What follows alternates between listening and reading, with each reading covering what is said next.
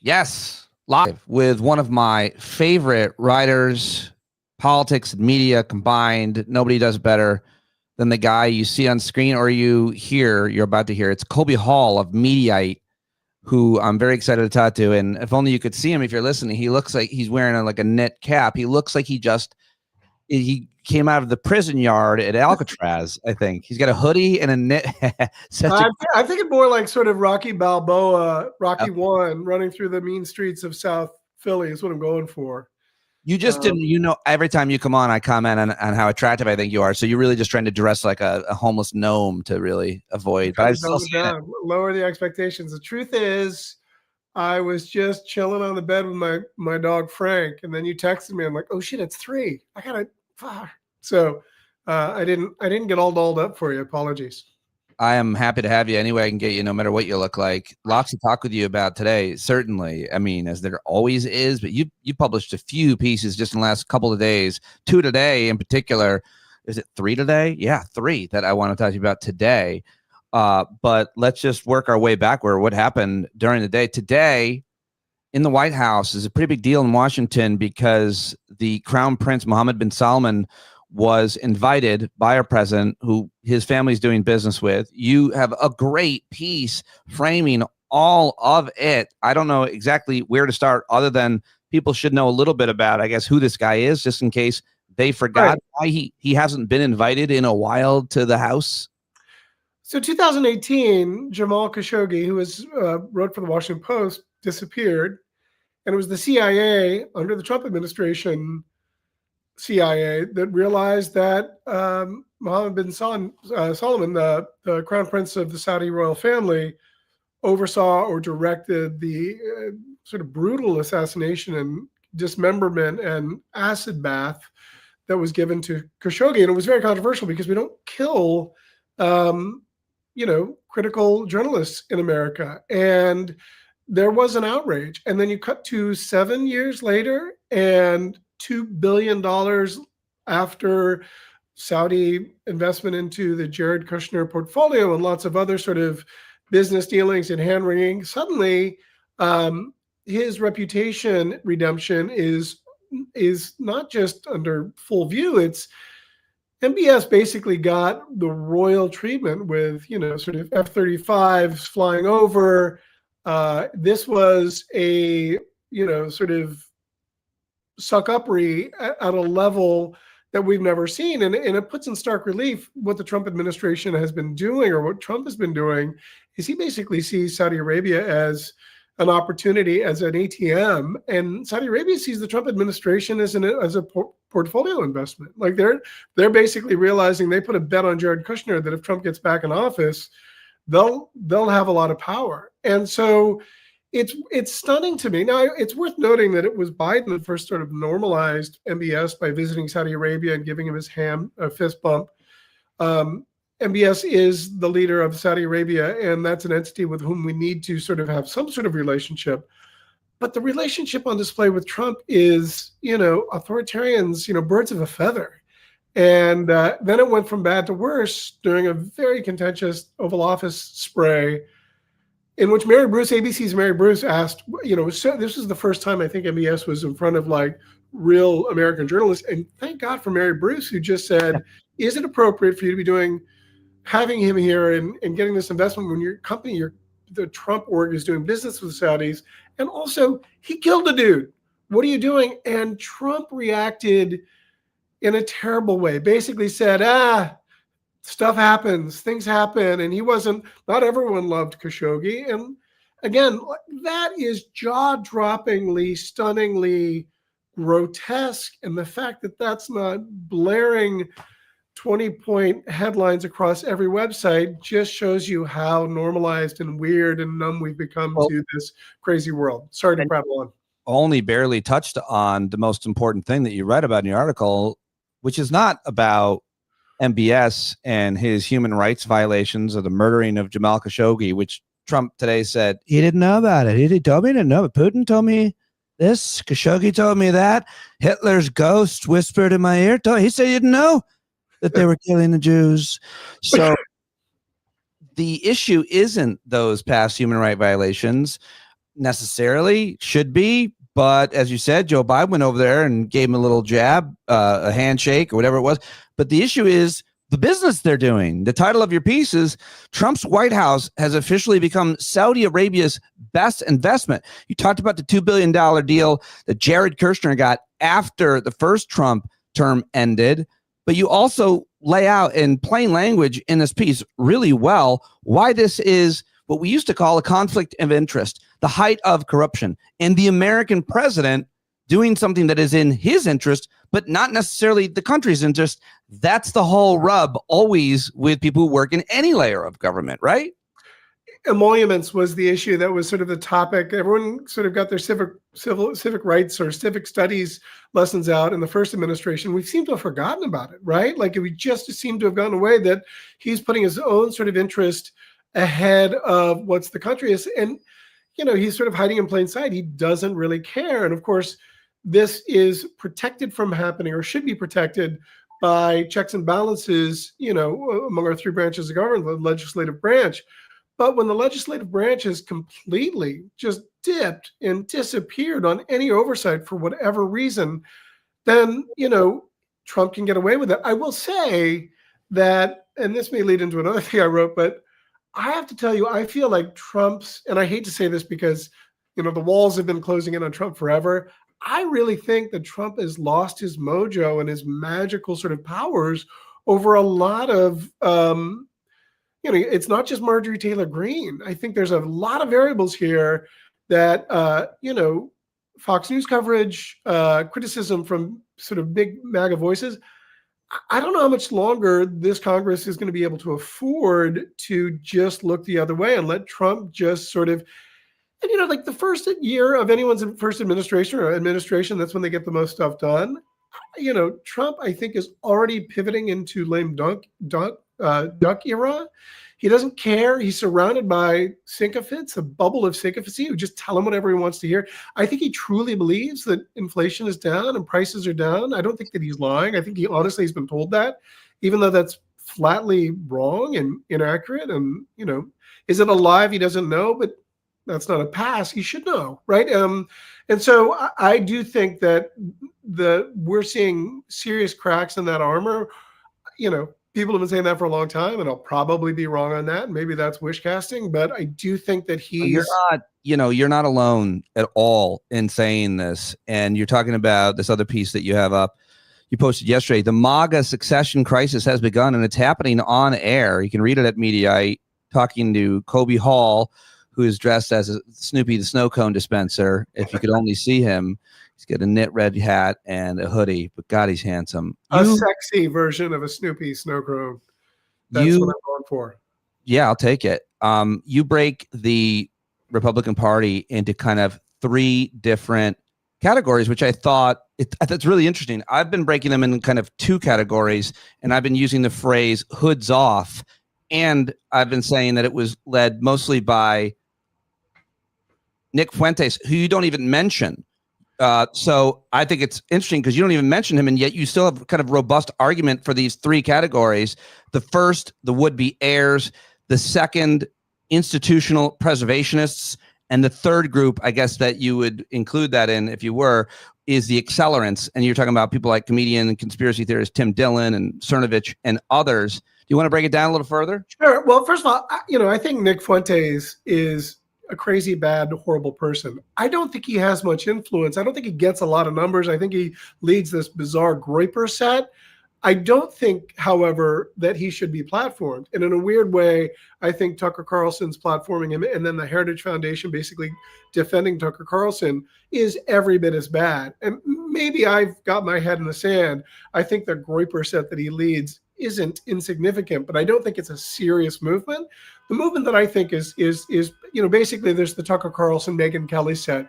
These are sort of big cultural leaders who are basically, I make the argument that the secession plan for the MAGA when Trump leaves, it's largely going to come from media personalities and not politicians. Of course, Ted Cruz and J.D. Vance and Marco Rubio and others are going to be battling.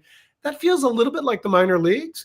The real issue is those who have really created huge audiences based on outrage and grievance, and zero attention given to actual governance. And so the three are like sort of, I think Tucker leads it, and he has a huge following, and he is really good or sort of pernicious about creating attention, sort of driving attention. Then you have Fox News, who's sort of institutionally, they need to be in line with Trump to a degree. There's something really fascinating that happened on Friday with Laura Ingraham and others, where she challenged Trump on the cost, of prices. I know that Fox News, they look very, very carefully at what their audience wants to hear, right? And a lot of them are very pro-Trump. Not all of them are. But if they are saying basically that inflation is really hard and affordability is still a major issue, and they're sort of confronting and kind of holding Trump's feet to the fire on that, that tells us that they're hearing that about their viewers, and they are more loyal to keeping their viewers, which is incredibly enormous, and they're way lucrative. They're more like, if their viewers turn on Trump because he's not making prices cheaper and their lives better as they were promised, they're going to dip on Trump quickly. And then the last are sort of the accelerants. It's the Tim Dillons. It's sort of to a lesser degree Rogan, where they're just Tim Dillon, who's got a huge podcast. He basically said on Friday, I think, the Trump movement, the Trump administration's over. So this is happening in real time, and we're watching it unfold. Will it completely break up? No, because there's always this loyalty and this duct tape and bailing wire. I do think Trump's sort of threat to like primary people, like Marjorie Taylor Greene knows what she's doing, and it's weird that she's become the voice of reason, a principled voice of reason. But I think she's a canary in the coal mine. And will she survive this? If she does, Katie bar the door. I think Trump's, he's like Fonzie when he can no longer fix the pinball machine, right?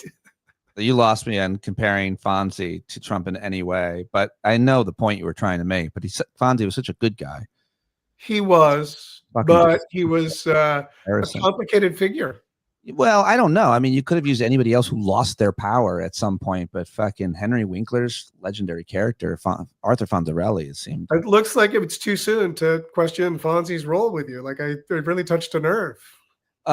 You write this really important point. I haven't seen many other people make. I'm sure some other people are making, but it's more about it's really important for people to understand just a little bit what it takes to govern, whether it be a town, state, or the federal government, of course. And you write in this piece that the MAGA movement has no governing class. It never built one, which is amazing. You write, it did not groom policy thinkers, governors, or legislative strategists. It cultivated entertainers skilled at farming outsider rage.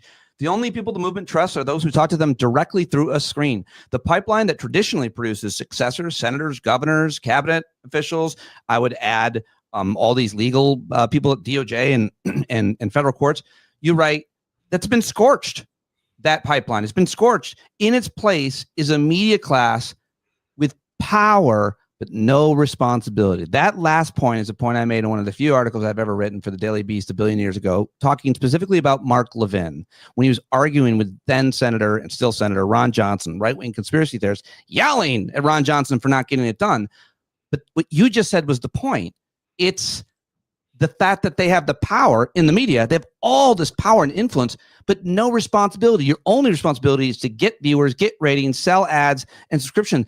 That is not responsibility in governing. I thought that was such a brilliant point, and we're seeing it play out because every day, all the crazy shit they're doing, from trying to remove Jimmy Kimmel to prosecuting James Comey to even the tariffs, almost everything he's doing policy-wise is not working, or they're having to bring people back to government that they laid off. It's all failing because of what I think you're saying, which is they never built a governing class. They just have a bunch of fucking Don Bongino and Kash Patel running the FBI. It's such a great point. Well, thank you. And I think it's sad to say, like, we predicted this years ago. Like, you're going to put these numbnuts with no experience who are just podcast outrage guys in office. Oh, guess what? They're going to look like the numbnut buffoons that they truly are. I would say the exception to like sort of the governing class that we've seen in this administration are the sort of like the Russell Vouts, that the sort of the Project 2025 people. But even they, it's less about a governing class. It's more about like, how do you strip this down? And I think it was a PJ O'Rourke sort of line, and Jon Stewart has said it as well, and I'm going to mess it up, but it's basically, sort of like post-Reagan, the sort of overriding principle of the Republican Party was government is terrible. Everything that government does is bad. Therefore, when we're in government, we're going to prove to you how bad it is and make our point. So there's zero sort of incentive to do anything more at the whole time. Like, you're basically creating a government system and stripping out any sort of tax breaks or taxes for the wealthy or the corporate class. And so, it's part of why Mamdani was elected, because of this affordability agenda. And when friends of mine are like, well, millionaires and corporates they're going to lose all those breaks. It's like, they've been getting tons of breaks, and it hasn't trickled down. It hasn't benefited. The wealth gap has never been greater. And there is a real serious, quick pivot to the P.T. Anderson movie, One Battle After Another. I saw it with my son, and it sort of talked about revolution. Sort of, it kind of glorified it. And I saw it as a warning of like, we need to sort of kind of figure our shit out, or it's going to get ugly. My son, who's 22, saw it and was like, holy shit, I feel like it's a dangerous movie that's going to spur on and sort of glorify revolutions. And he said that in a way that he kind of felt like he was down with. And I say that only because I think that's a lot of people are like, pitchforks and whatever, torches. I think that's why Marjorie Taylor Greene is sort of, she knows what's happening in her district in Georgia. People are shitty. And if Obamacare is going to spike 3 times by the end of the year, it's not going to be good. And Trump's done nothing to make good on his base, who are suddenly seeing through his bullshit. It would be one thing, not unlike COVID, if the guy could just be a little bit more honest and say, listen, I know you're struggling. We're working on it. Or during COVID, you straight up lied. And remember, he said, it's just going to go away by Easter. And then when people are dying everywhere, he just didn't have he doesn't have the ability to have any empathy. But when it comes to the problem isn't even that, like, even if he was neutral, but the fact that he's decorating the White House and having the parties at Mar-a-Lago, so he's celebrating, he's golfing, he seems to be having the time of his life and spending a lot of money and tearing down the East Wing, the White House, to build a ballroom, and then also sending $40 billion to Venezuela, and farmers are getting screwed. I mean, everybody's getting screwed by everything. And meanwhile, he seems to be having a party and doesn't seem to understand the optics that you would think that's the one thing he really does have a control of. And I think, as someone said in the live chat, Benny said, Trump became a lame duck today, and the Thomas Massie's pushing the release of the Epstein files did it. What do you think? I think that's right. I think you're starting to see him come unglued, because he's arguing more and more about affordability, and he's trying to repivot. I mean, the piece I wrote last week was that Fox News, after the Mamdani election, they mentioned the word affordability 300 times in the 6 days that followed, and the week before it was like 40 times. So they're very well aware that that sort of economic populism hasn't really sort of gone away. And so Trump is now trying to pivot to that, and he's unable to. And I think you're seeing him, I wouldn't say crack up, but like today during the Oval Office spray with Mohammed bin Salman, he went after Mary Bruce and said that you're a terrible person, and and threatened to take away, basically suggested that Brendan Carr at the FCC should take away their license because he doesn't like the way that they report the news. And she handled it beautifully. On Friday, she basically, on the Air Force One gaggle, called a Bloomberg reporter piggy, said, quiet, piggy. Like, in what world do we allow the commander-in-chief to dismiss reporters of any stripe? But they're almost always women. And if they're a woman of color, it's often called, said that they're stupid or low IQ, or dogs. But again, this is, it's beyond not normal. It's bizarre. It's suggesting a level of cognitive decline that's not like Biden's, which was legit. This is a whole different sort of level of like delusional, crazy anger that I don't know. It wouldn't surprise me if he were to pivot back and turn things around and win the polls back. He's done that before. He's a chaos agent and seems to do very well in that high acted. But it would surprise me less if, like this, we look back at this as the beginning of the end of his, Fonzie era, for lack of a better term. I know that's really down on it. Speaking of terrible people, you, sir, Colby Hall, you're a terrible person. Has anybody ever called you a terrible person? I'm sure it has happened to all of us at some point. But I wonder if someone's got a clearinghouse, maybe one of you or your colleagues, of all of the reporters who you said straight to their face something similar. Right. Quiet piggy. You're a terrible person. I thought about that for a good minute today and it's weird because it's like the 20th time he's done it, the 100th time he's called a reporter in the White House. You're a terrible person. What's your name? And then, of course, puts a target on their back. But more importantly, it's not all of the other ways that other presidents and people in power have handled the questions of journalists like that. All kinds of, upset, offended ways that they've handled it, or just with all due respect, I think your question is not the right question, or any number of, or even a personal attack. You always got to come after me, but you're a terrible person.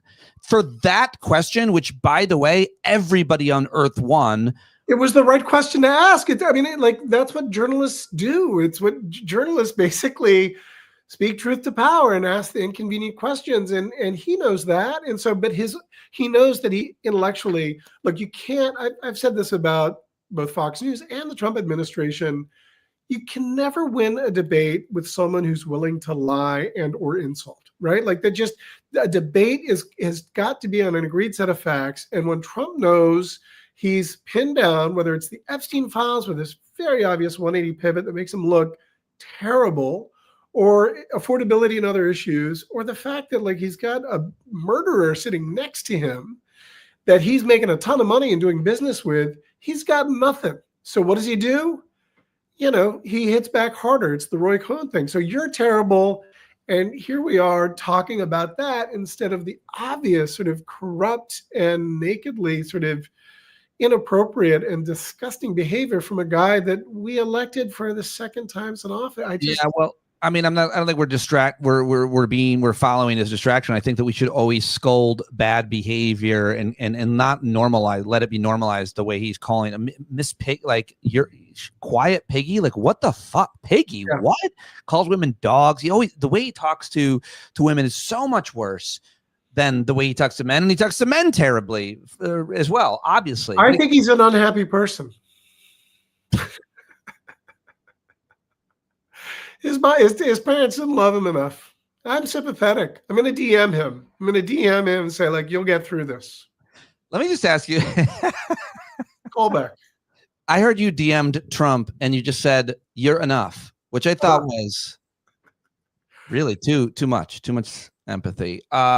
The Epstein files, where does this end? So here we are talking on Tuesday afternoon. The vote was unanimous, 400 whatever to 1, and that one was Clay Higgins. It'll be hilarious if Clay Higgins' name comes up, but he's such a cretin. But anyway, now it goes to the Senate, and then the president can sign off. Although also he could also apparently just himself just tell the DOJ to release the files, and they could, but he's not.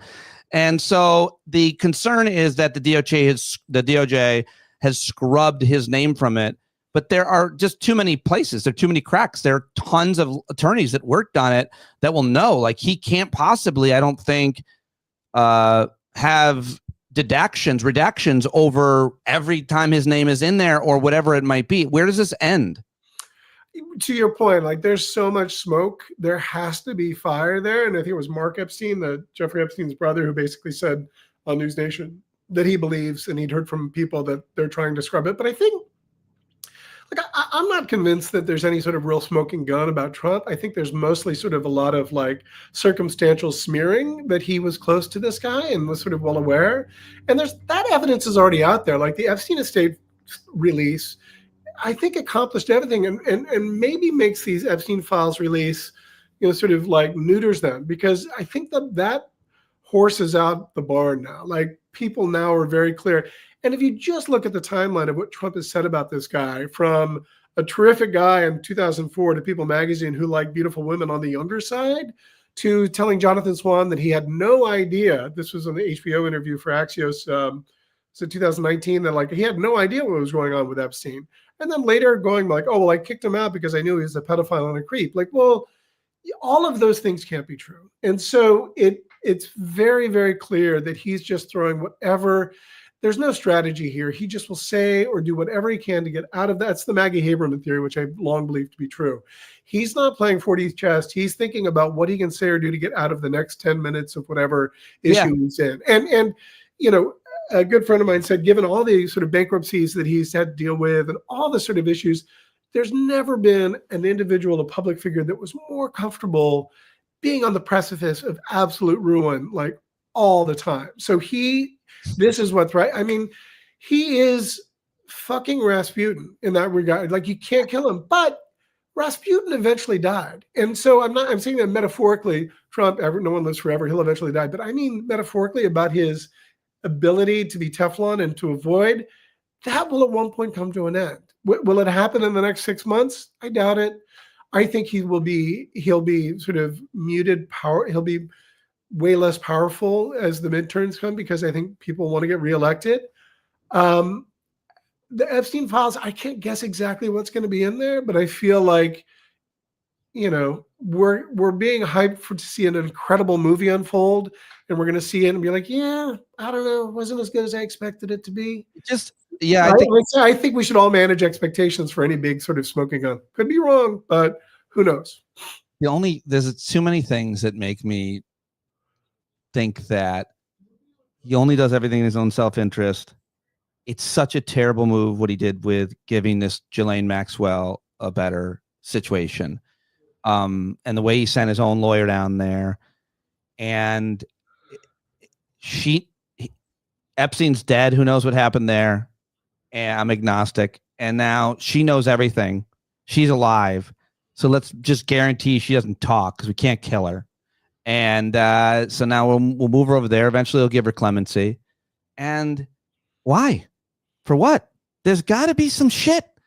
A lot of shit. Like, you're seeing like Larry Summer. You're seeing some big names. Like, and it's bipartisan. And I have to say, like, honestly, like, everyone that I know that's reasonable about this feels the same. Like, I don't care if it's a Democrat or Republican. If someone was like knowingly getting happy endings from 15-year-olds, out them, perp walk them. That's terrible. That's awful. And like, you know, Democrats and Republicans together should be, you know, Megyn Kelly said, well, these are 15-year-olds, not 8-year-olds. Like, it's not the same. Like, well, I think she makes a lot of great points about that, about Black Santa.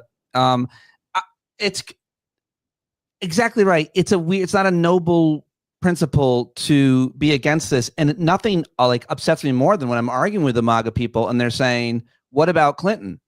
And I'm like, I fucking hate Bill Clinton. Right. I hate it because he's such a creep with women. I've never liked that guy. Right. I've never supported him. I've always believed pretty much all the women in all the cases, because they overwhelmingly have so much to lose when they accuse people in power and very little to gain. And it's bizarre to think that you play on a team, a partisan tribal team, when it comes to sexually assaulting children. It's terrible. It's not even sexual. It's rape. It's like you're raping a girl who's underage. That's not like, I don't know. I mean, or assault. It's terrible. And anyone that was involved, regardless of their noblesse oblige, their party affiliation, things that they've done, that transcends it, and it's terrible. And I hope they all get held accountable. You know, I'm not saying that I guess I have some sympathy for people who are sexually deviant in such a way that they assault or rape children, because there's something broken within them. I have some pretty, you know, open-minded beliefs about psychology, and including murder and rape. Like, something happened there, or something's happening there, like, and we should do whatever we can to prevent it. But what I'm saying is the people who protect them, not the guy who commits the crime, not the priest who molests 100 kids in this community for 20 years, but the guy who moves that priest to another community and he knows what he did. That guy, arguably, I'm saying, is worse because he's not broken. Right. He's protecting this horrible, broken criminal person who should be in jail. But the guy who moves him, the guy protecting him, is arguably worse, is what I think I believe. I agree with you. I agree with you. And we'll see, it was something that was Mike Johnson said this morning about how he believes in the leadership of John Thune of the Senate and how they're going to be very careful with. It seemed, I think Aaron Rupert tweeted it out and said, oh, there it is. He's admitting that John Thune's going to basically continue the cover up. I don't think it's that clear. And also, I feel like we've reached a tipping point with this where like anything further, like you've got the QAnon adjacent MAGA base, you've got Democrats now are suddenly all in, and you have a plurality of Americans who are like just disinfectant, sunlight, get it all out. And I think it's politically, that's why it was a nearly unanimous vote today in the House, shockingly, from only 4 Republicans are going to willing to vote for this to suddenly everyone's voting for it because they saw the writing on the wall. So like suddenly they've got courage and brave point of view. Like we're going to be principled now that we know that if I'm not principled, it's going to hurt me.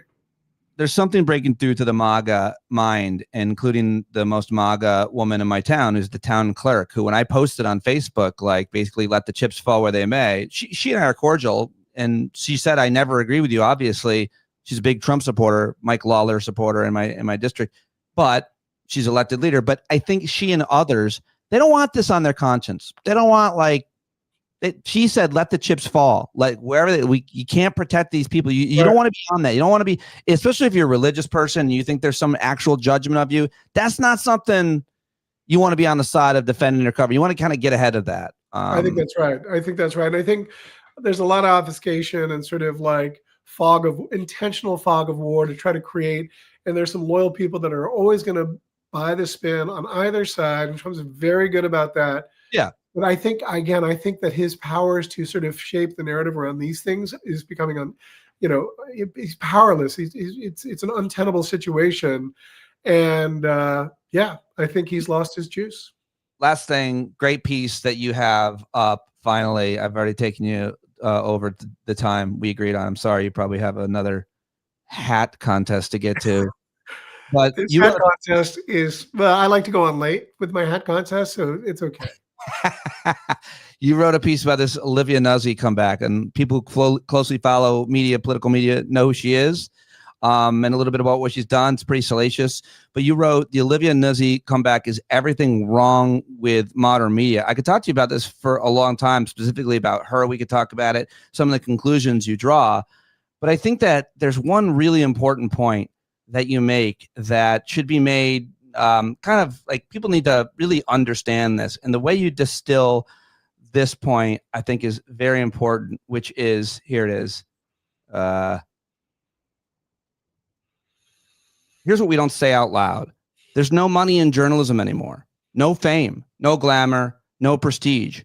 But there's lots and lots of money in media and being a brand, an influencer, a personality. We stopped paying journalists and started rewarding performers. And I couldn't agree more with you. And I think it's really, really well written. But add to that, because you made so many other great points here about what has happened to journalism and what we now are referring to and depending on as journalism. Right. So Olivia's, I sort of knew her professionally. And when this news broke that she, had this affair and was breaking up with her fiance, it bummed me out because I liked her. She was a nice person. I think she's a terrific writer. I don't think her excerpt that was in Vanity Fair was terribly well written. It was a little first person and not, but I liked her and she was nice to me and she helped me out a little bit. So I DM'd her after when this broke and I just said, man, you're going to get through this. And she gave me a heart emoji. And then I saw her sort of come back. She's promoting this book and first came out in the New York Times with this black and white glamour shots from PCH in a convertible, top-down convertible in Malibu. And then the Vanity Fair excerpt. And there's zero, I wouldn't even say contrition, but there's very little self-awareness that she broke some pretty significant sort of ethical journalistic structures. And I sort of made the point that her handling of this, which I found very distasteful, is the natural sort of conclusion of the media landscape as it's evolved over the last 15 years, where we don't have these guardrails to keep journalists sort of like pure and to reinforce what they're supposed to be doing. And instead, we're rewarding people that make themselves the story, that seek the conflict, that build their brand of influencers. So what I found to be distasteful of this rollback, this comeback, is predictable, but it also says all that's really wrong. And of course, there's other details where her origin story was like she basically was sort of Keith Olbermann was her sugar daddy, and like of course that's where she learned access with powerful men, right? Yeah.